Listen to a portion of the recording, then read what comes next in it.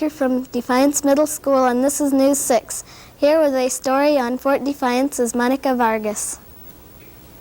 The site of Fort Defiance has always been a very special and busy place. Years before the white man ever traveled to this area, the Indians were living in villages along the Maumee and Douglas rivers. The rivers provides easy traveling and always allows the pioneers to avoid the snake-infested black swamp. The lake was very good for planting crops. Herds of buffaloes roamed the area. General Anthony Wayne and his men built the fort between August 8th and September 14th, 1794. The fort got its name when the general said, "I defy the Indians, the British, and all the devils in hell to take it. We shall call it Fort Defiance." The fort was located at the junction of the Maumee and the Douglas rivers. Defiance has grown into a very important Ohio city. It's a very nice place to live. Here with a story on juvenile delinquency is Jeff Swoboda. Juvenile delinquency is a concern of the 6th graders at Defiance Middle School. To find just how severe the juvenile delinquency situation is, I, Rob Schwiebert, interviewed Defiance Probation Officer Pam Bowers. Hi, I'm Rob Schwiebert, and this is Pam Bowers from the Defiance Juvenile Probation Office.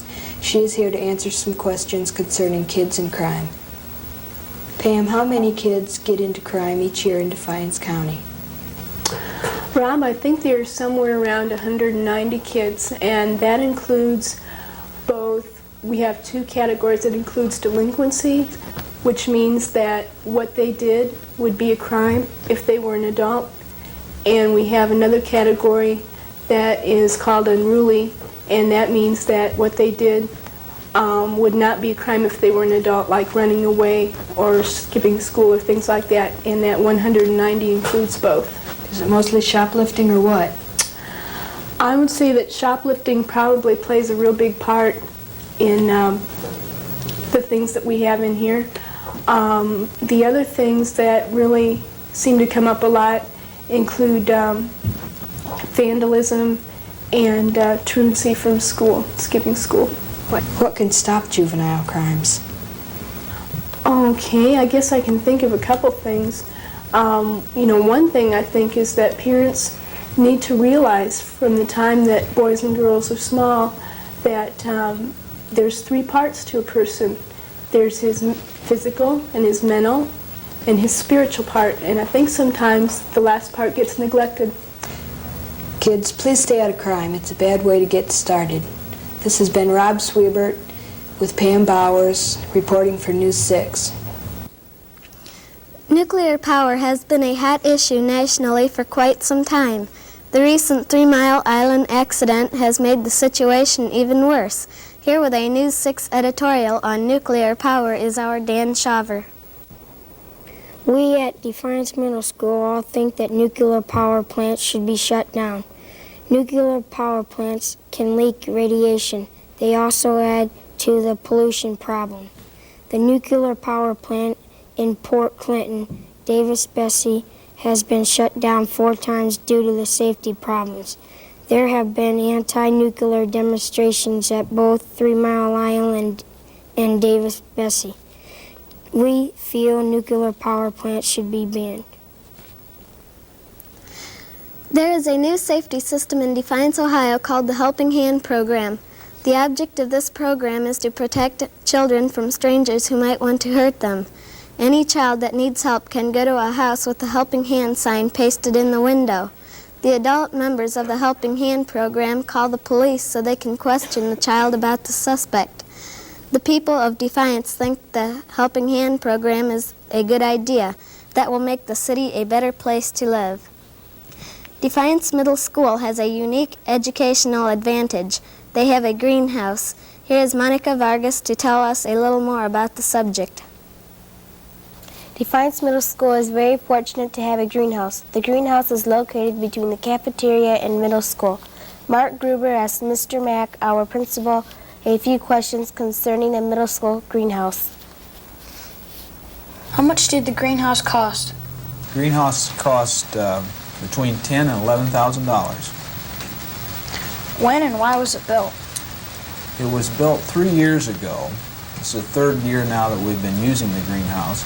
It was built from the ideas the teachers came up with. They had talked about, mainly the science teachers, about having some type of facility like this. They had done a lot of things in the classroom, but it was too crowded along the windowsills and so forth to really adequately meet their needs. And so all the science teachers got together and came up with a number of ideas that they thought that they could use in a greenhouse, and then they took their proposals to the school board and sold the school board on the idea.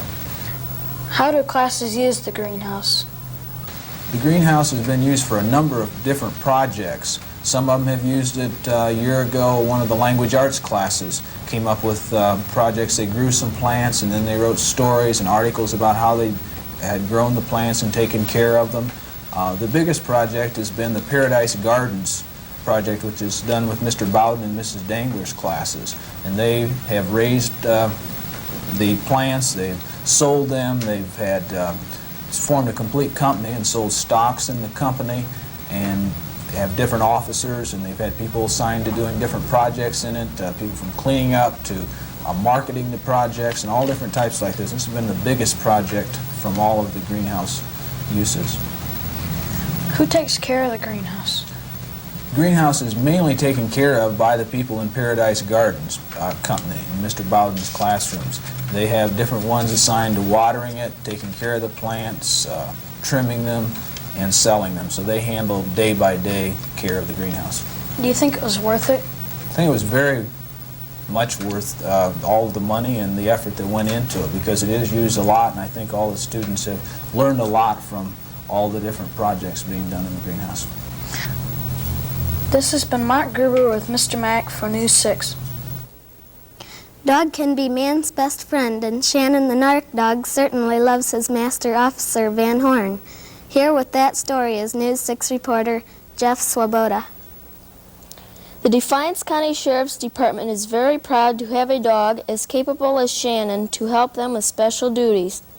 Shanon is from Cleveland, Tennessee, and was trained by Jim Elliott at Elliott's Canine. He is a German Shepherd and was purchased for $2,000. Shanon is 4.5 years old and weighs 100 pounds. His meals consist of 25 pounds of Wayne dog food a week. Some of his skills include attacking when told, finding marijuana, and tracking people. He also does demonstrations for schools and organizations. Shanon likes kids as long as they are not afraid of him. Shanon obeys only Mr. Van Horn. If Mr. Van Horn was to quit, he would have to be retrained to obey another person. Shanon lives with the Van Horn family, and they are very fond of him.